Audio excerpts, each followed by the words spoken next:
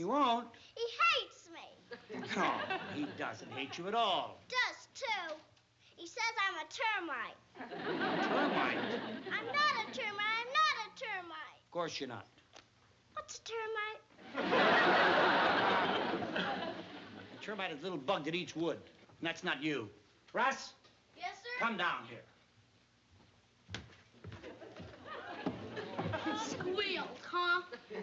Yeah, she squealed, huh? How many times do I have to tell you to share your toys with your sister? Huh? With her? Yeah, with her. What's the point? What's she got to share with me? It doesn't matter. Since when is sharing a medium of exchange? The idea is to share with those who have less than you have. And what do you think I'm doing right now? I'm writing a check for the Underprivileged Children's Fund. Sharing. Well, I gave to them. You did? Yeah, they collected at school today. Well, that's 1 point in your favor. How much did you give? A nickel. A whole nickel? Well, yeah, I didn't have anything smaller.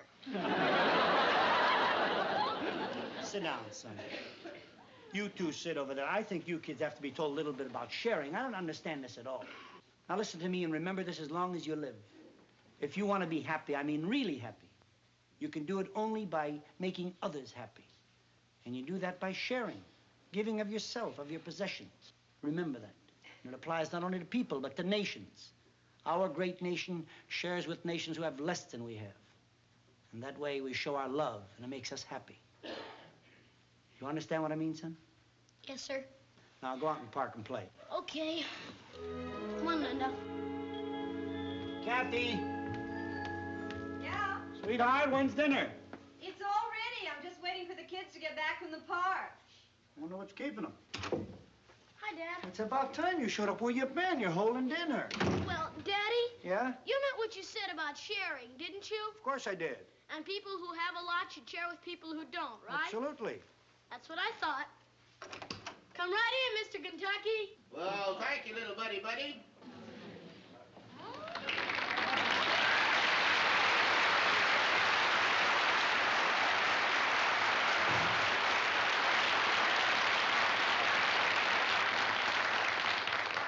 Daddy, I'd like you to meet a friend of ours, Kentucky Cow. Mr. Kentucky, this is my father. Well, how do you do, sir? You got the friendliest little tykes I ever did see.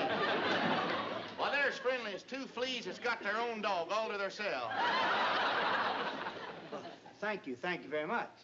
You ought to see him do the hula hoop. He's terrific. Oh, now, it's just that I've got the build for it, you know. Just a little bit up here to get it on and too much down here to keep it from falling any further.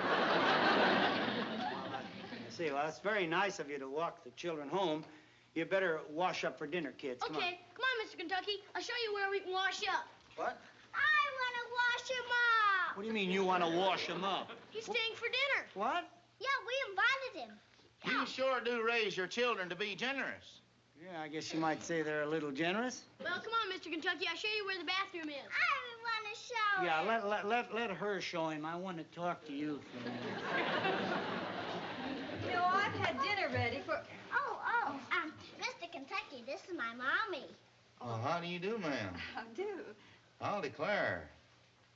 Roses are red, violets are blue. I'd never leave the stall if I was hitched to you.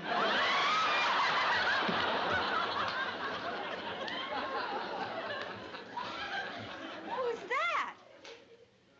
He's a friend of the Tykes. Come back here, little Tyke. He's staying to dinner.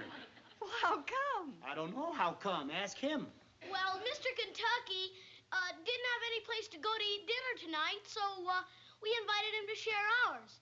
Like you said, Daddy, we're sharing. Oh, well, yeah, but this is different, Russ. Why? Sharing is sharing, isn't it? Oh, yes, darling, but, well, you just don't go out and pick up a complete stranger off the street. Oh, he wasn't on the street. He was sitting on a park bench. Russ, look, boy, you got this all wrong. I mean, who is this man? We don't know who he is. We don't even know where he's from. Oh, he's from down south. You don't say. Yeah, but he's a kind man, only he's very poor and didn't have anything to eat. Now, isn't that the kind of a person you're supposed to share with? Oh, yes, darling, but, well, you don't go to the park and ask just anybody home to dinner. You mean he can't stay? Look, son, look, I know you meant well. It was a nice gesture, but it's I meant well, too, when I said for you to share, but, well, what I mean is, don't just stand there. Tell them what I mean. You see, Rusty, you just don't understand. What your father is trying to say is that, well, of course, it's just fine to share and all that, but... Oh. Russ, look, they're sharing and they're sharing. But in this case... Yes, sir? Look, son, I'm sorry, but I'm afraid you're going to have to go up there and tell that man... Yes, sir? Tell him your mother's setting another place for dinner. Well, sir, all the young women folks tried their level best to slip that slipper on. Well, some of them had size 8, 10, 11, 12, and some of them had big feet, too. Now, let me tell you one thing. When you try to slip a number 8 foot into a number 1 slipper, you've naturally got to have few toes hanging out on the outside. Well, he tried and had toes all over the place, and he went everywhere, and the poor feller just couldn't seem to get a horn that blowed. He couldn't find that girl at all. Well, sir, he figured, I'll go to Cinderella's house. He did, and there's her 2 mean sisters. Meaner than a sore-headed bear. Well, they tried to slip that slipper on. They tried harder than a big hound dog at a little rabbit hole. It wouldn't work. No, sir. Well, the prince figured he'd had it. Started to leave, and about that time, little Cinderella walked in carrying in a gallon bucket full of clabber. Well... she'd been for spring, you know. Well, anyhow, she come walking in. That prince said, I figure 1 more foot ain't gonna hurt. Do you know what? That pretty little foot of hers slipped into that slipper slicker than a peeled onion. It was hers all the time, and that prince flipped. He ricocheted off of the walls, kissed her right smack dab on the face, he did, asked her to marry him, and she said, yeah, and they lived as happy as 2 cats in a cream crock. She wore them glass shoes. She had a little foot trouble, but they was sure happy. Boy, I never heard Cinderella told like that before. Oh, that was certainly entertaining, Mr. Kentucky. Oh, thank you, ma'am. Well, I don't think we ought to take up any more of this gentleman's time. I'm sure that he wants to get out into the park and walk off that big meal. Oh, I just soon stay here and let it settle. I like to talk to the young'uns. Yeah, well... Tell us another story. Well, now, I'm sure he's run out of stories by now. Oh, no, Daddy. He told stories by the thousands when he was on the radio. Huh? Oh, now, Rusty. Now, let's not get into that, all right? You mean you were on the radio? Oh. Yeah, he had his own show. That's where he got his name, Kentucky Cal. So what station did you work at? Hey, you young'uns ever hear the story about we had a great big hog over at our place? I say, what station did you work for? Did you have a sponsor? Well, yeah, I had more than one. More than one? How do you like that? We have a celebrity in our midst. 4 or 5, I suppose, huh? Oh, no, it wasn't 4 or 5. Oh, I guess not. It is 27, to be exact. You had 27 sponsors. Now, look. What did you do on the radio, Mr. Kentucky? Oh. He did just about everything. Yeah, you ought to hear some of the songs he used to sing. Oh, I'd like to hear them. What kind of songs were they? Well, there was Toe-Headed Tassie from Tallahassee. I found my still on Blueberry Hill. I found my still on Blueberry Hill.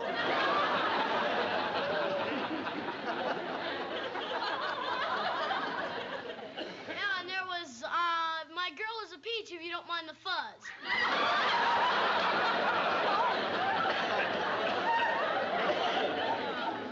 Oh, pretty fine-sounding songs. Yeah, but the one I like the best is, I'll still love my darling when she's old and gray, just so long as the old hag stays away.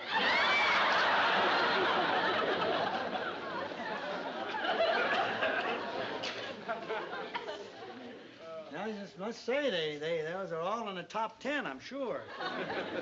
Look, I don't like to pry, and I'm just a little curious, though. How come your 27 sponsors let you get yourself away from Louisville like that. Well, if it's a long story. If it's all the same to you, I'd just soon not get into that right now. Besides, I think I'd better go. Oh, do you have to go? Yeah. Well, maybe Mr. Kentucky will come back again sometime. How about tomorrow? Well, now, I don't want to wear out my welcome. Have you got some other place to eat? Well, no, but I'll manage. Then you've got to eat with us. We like to share, don't we, Daddy? Of course we do. Okay, we'll meet you at the park tomorrow, and we can all come back here together. All righty, if it's all right with Mom and Daddy. Now, look, you kids, I think you ought to run off to bed now, huh? Oh, gee, Daddy, do we have to go to bed? Well, now, here, you all do what your pappy says. Now, go hit the feathers and get your rest. Okay. Go on. See you tomorrow. Nighty-night. I'll see ya. Nighty-night, dear. Look, Mr. Kentucky. We'd be very happy to have you come to dinner tomorrow night, Mr. Kentucky. Oh, thank you, ma'am. Would you just call me Cal? Oh, well, of course. Can I say something to you, ma'am? Why, sure. I've been a lot of places and seen a lot of things. And I guess the prettiest thing I've ever seen is my home state of Kentucky. But I've just got to say something to you. The fairest flower that blooms on the hills of the bluegrass state just ain't nothing but a Jimson weed next to you.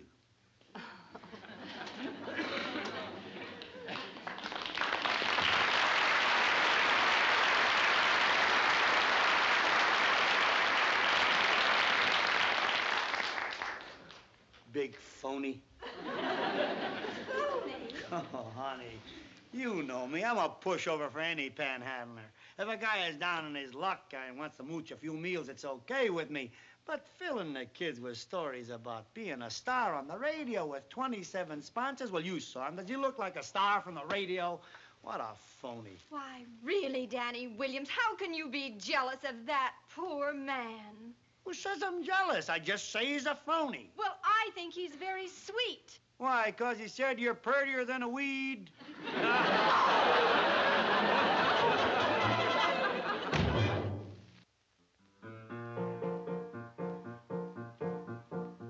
Did you ever sleep at the foot of the bed when the weather was a-whizzing cold? And the wind was a-whistling around the house and the moon was yeller as gold? You give your good warm mattress up to Aunt Lizzie and Uncle Fred. Too many kin folks on a bad night, so you went to the foot of the bed. It was always nice when the kin folks came and the kids brought brand new games. You could see how fat all the old folks was and learn all the babies' names. You had biscuits and custard and chicken pie, you all got Sunday fed. But you knew darn well when nighttime come, headed for the foot of the bed. I guess some folks don't know what it is to have company all over the place. To wrestle for cover on a winter night with a Bigfoot setting in your face. And the cold toenails scratching your back and the footboard scrubbing your head. I'll tell the world you ain't lost a thing, never sleeping at the foot of the bed. Oh, you're home early. So are you, every night this week. Well, it's... These young'uns have got me charmed. I can't seem to get away from them.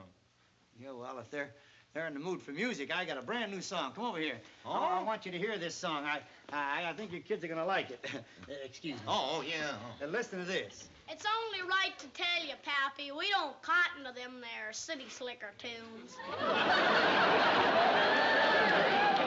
What? We all ain't interested if it ain't got a blue tail flying it. Besides, we uns is going to the park with Cal. Come on, Cal. Well, now, wait a minute, young'uns. Don't you think we ought to stay and hear your pappy sing? Shucks! We could always hear Pappy sing. Yeah, come on. Bidey-didey. Kathy? Kathy! Kathy, what's going on here? Our kids have been brainwashed. What? Well, that Kentucky fella's not bad enough. He's underfoot for over a week now, but he's got the kids talking like him. They sound exactly like him. That's all we need around here is a couple of 3-foot hillbillies. Oh, this is terrible. Oh, honey, now don't go fretting your pea-picking mind about it.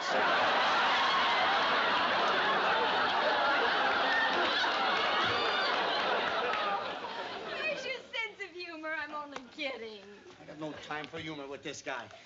Drive me crazy. Comes into my home, takes over my kids, and... What you cooking? Chitlins and grits. Chitlins and grits!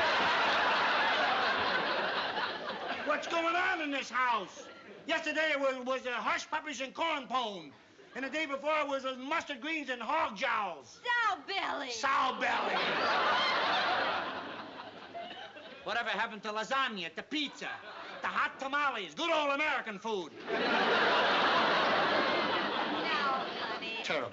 Just terrible. That guy's got you hoodwinked, that's all. He's a Pied Piper, blows his flute, and you all follow. My own kids won't let me sing him a song unless it's got a blue-tailed fly in it. Darling, that's just because he's a novelty to them and you're not. Novelty? What's so novel about a phony? The world's full of them. Why do you insist that Cal is a phony? Oh, use your head, Clancy. How can a man be a radio star one day and a tramp in the park the next? Well, there must be some explanation. Yeah, there's an explanation. He's never been on the radio. Been a tramp all along. Just a plain phony, that's that. Oh. Oh, come on. Every time I talk to him about Louisville, ask him any question about Louisville or radio, he squirms out of it slicker than a greased pig. Tell me, but his days of squirming are coming to an end, kid. What do you mean? I've been doing a little checking. I had Phil Brokaw write the Deke Sod in Louisville, Kentucky, and they're going to check on this phony for me. Oh, that's why Phil called. He called? What'd he say? Well, he said he had a letter for you, but that it could wait until tomorrow at rehearsal. Oh, no, it ain't going to wait. I'm going to get it now. Where are you going?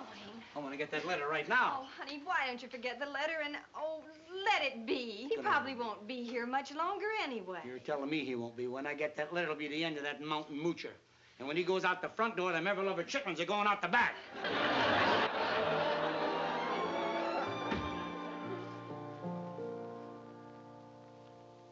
I gave my love a cherry that had no stone. I gave my love a chicken that had no bone. I gave my love a ring that had no end. I gave my love a baby with no crying. How can there be a cherry that has no stone? How can there be a chicken that has no bone? How can there be a ring that has no end? How can there be a baby with no crying? A cherry, when it's blooming, it has no stone. A chicken, when it's pippin', has no bone. A ring, when it's rolling, has no end. A baby, when it's sleeping, has no crying.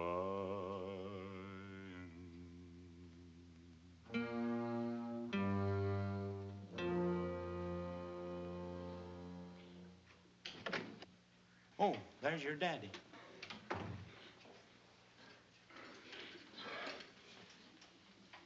Honey, I'm awfully glad you're back, and I know you have a lot to talk about, but you'll have to wait until after dinner because we're all just starved, and we're going to have dinner before we do any talking.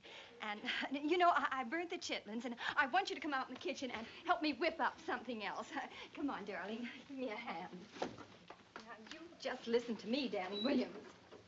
You're not going to spoil Cal's last evening here. I don't care what terrible things you've learned about him. You'll just have to wait until the children are in bed because they think he's wonderful. So do I. What? Boy, they don't call me Impulsive Dan for nothing. Honey, you should never try to judge a person until you got the facts, all the facts. Oh, what did you find out? Well, according to this letter, Kentucky Cal was just about the biggest radio personality ever to hit Louisville. His fans were legion. And so were his sponsors. He not only had 27 sponsors, he had 27 waiting in line to get on. He could go back there right now and name his own ticket. Well, then what's he doing here like this? That's the big part of the story, sweetheart. Seems he was a widower with a couple of kids. A boy about Rusty's age and a girl like Linda. Oh, you mean he has children of his own? Not has, sweetheart. Had. Oh, no. About a year and a half ago. Terrible tragedy. Lost both of them. Poor man. And he just disappeared, that's all. Didn't show up for the broadcast one night. They haven't seen him since. They've been looking for him. I guess the rest of the story is easy to figure out. He's just been drifting, that's all. And he'd have kept right on drifting, except he met Rusty and Linda. This guy hasn't been mooching our food, honey. He's been mooching the company of our children. Me, like a big lunkhead, I want to throw him out. Oh, darling, you couldn't have known. Oh, excuse me. Cal, come in. Well, I didn't mean to butt in. No, come in. You're not buddying enough. I was just talking about you. I was saying to my wife, you know, these southern dishes you're teaching are really great. There must be a lot you haven't taught her yet. Oh, there's a lot more. Didn't I tell you? You're going to have to teach her a new dish every day, you know. You're going to stay around here, you're going to have to work for your supper, buddy. Well, I just can't do that. Huh? Why not? Well, you see, ma'am, I figure I better be heading south. Oh, no, you're not going to start drifting again. Oh, no, ma'am. I'm going home. Home? That's right. You know, something happened to me a while back that hit me kind of hard. And I got to feeling sorry for myself. And I started wondering. Well, then I met Rusty and Linda. How you can be with two pure, smiling, wonderful faces. Family like this. How you can be around that and not have it rub off. You folks have made me sorry I'm dragging. I'm gonna quit it. I'm gonna start bouncing. You mean that the air lanes are once again going to be filled with the sweet strains of toe-headed Tassie from Tallahassee? Well, sir, it will if I can dig up them 27 pea-picking sponsors again.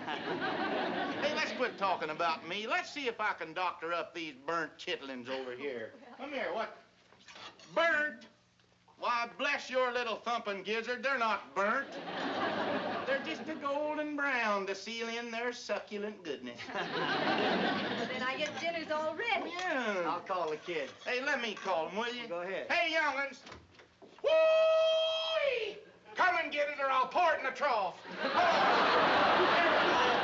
on, kid, look what we got. Look at that. I have a wonderful surprise for you. Oh, bless your little Irish heart. Pizza. It's his favorite dish. Sure Well, do is. you know that down in Kentucky, that's our favorite dish, too? Oh, get off it. You never heard of pizza in the hills of Kentucky. I hope to step in your flat hat if we didn't. It's a favorite down there. Well, what are we waiting for? Let's dig in. Yeah, well, hey, wait a minute. What? Now, you know you don't eat it like that. You don't? No, the only way to eat southern fried pizza is to smother it with chitlins and grits. That's the way it is.